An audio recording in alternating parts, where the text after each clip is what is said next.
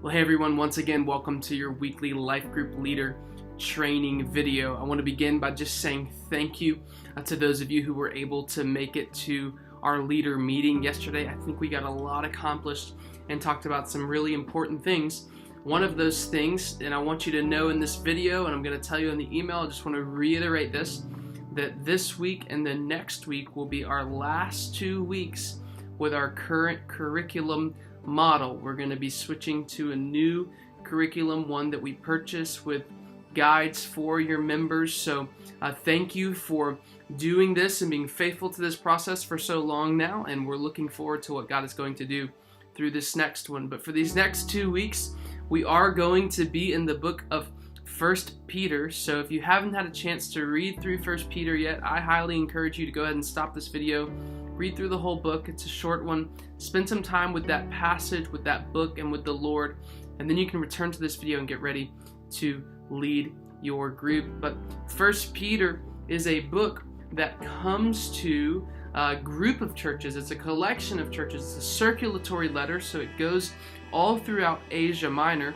and these churches are full of people who have been quote-unquote disenfranchised. They are people who are on the margins or on the outcast of society, and we don't really know why. We know that Peter calls them strangers in a land, and this really has a double meaning. The first meaning is the obvious, that they are strangers in a land because they're citizens of the kingdom of God, living in the kingdom of the world. This is imagery that the New Testament plays on over and over again. Jesus says that we live in the world, but we're not of the world, the stranger, alien idea.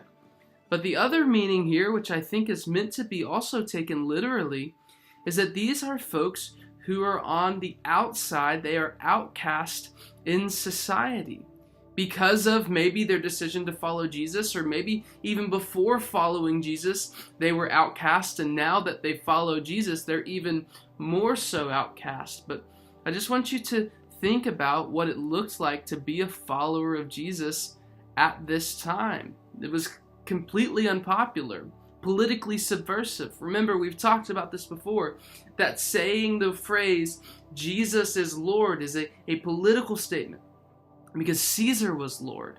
And so to say Jesus is Lord is to say that Caesar is not Lord. It's to say that I belong to a different kingdom. It was something, that type of statement eventually ends up getting Christians killed.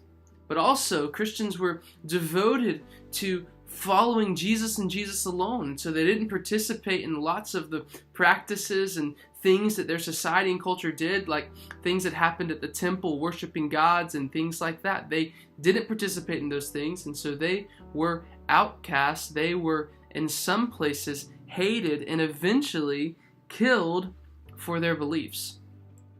And so Peter writes to these churches, and persecution, this is probably right around the time of the reign of Nero, and persecution, it's beginning to happen. It's beginning to become more and more common, and life is beginning to become more and more comfortable. And here's what I would expect Peter to do. I would expect Peter to write to these churches and give them comfort and peace and let them know that one day things are going to be better, and that coming soon the Lord is going to work and He's going to make life easier for them, and so they just need to endure through this brief season of suffering because there's a better season on the other end of this. And yet that's not what Peter does at all. No, Peter writes to these churches and he says, hey, I want you to know that what you're experiencing, it's not only going to just keep happening, but it's also normal. That it's normal for the life of a believer. That you should expect persecution and suffering, because the person that we follow, Jesus himself, was someone who was persecuted, and his life ended through persecution because of what he believed and because of what he proclaimed. And so how could you ever expect that not to happen to you? Peter knew that the Christian belief, the Christian way of life, was going to be unpopular, and that because of who they were as believers, persecution was going to be a natural, normative part of life. And so he writes to them not to give them a false hope, but he does write to them to give them hope. He writes to them in the middle of their persecution to say, hey, this is normal, but take joy. Take joy, because this is the fruit of your faith. Take joy because suffering and persecution is something that God can use to shape and mold us. Take joy because this suffering and this persecution is not the end. It doesn't get the last word, that one day through the power of the resurrection, everything's going to be redeemed. So he's not telling them that suffering and persecution is going to get easier. No, he's saying, hey, this is going to get more and more uncomfortable, but endure, persevere, because this is a normative part of our life. Suffering and persecution is part of what we've been called to. And yet we read 1 Peter here today, and you're going to be reading this in your groups, and most of us probably don't experience suffering. Most of us probably don't experience persecution. And when we say most of us don't experience suffering, we don't mean that we don't suffer. When we say suffering within the context of 1 Peter, we're talking about suffering because of Jesus. Most of us, we don't experience what we call persecution because we live in a country that still to this day, even though it's increasingly less, is still a Christian nation where biblical ideas are still normal. And we're not persecuted, we're not challenged, we're not put in prison for our faith. None of these things happen to us like it happened to the early church. So this book might come to us and we might say, well, how do we read this book? How do we read this book in a context where we don't experience persecution? Well, here's what I want you to challenge your group with. Peter says that if we follow Jesus, persecution will come. It is natural. And so here's why I believe we don't experience it. I believe we don't experience it because we aren't living lives worthy of being persecuted.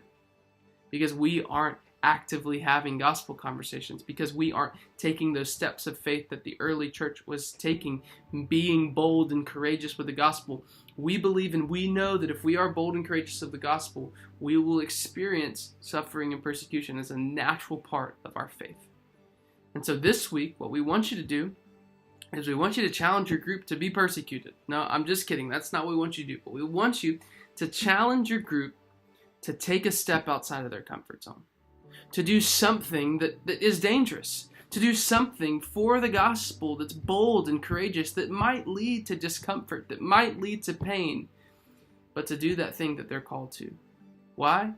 Well, because suffering is not only the result of our salvation, but it's a part of what God is doing and working in us in the world. It's what we're called to. We're called to live lives that run against the grain, and if we truly follow Jesus, we will experience suffering. We will experience pain. Well, that's our main idea for the week. That's our challenge. We hope you have a great time with your group. We are praying for you, and we will see you soon.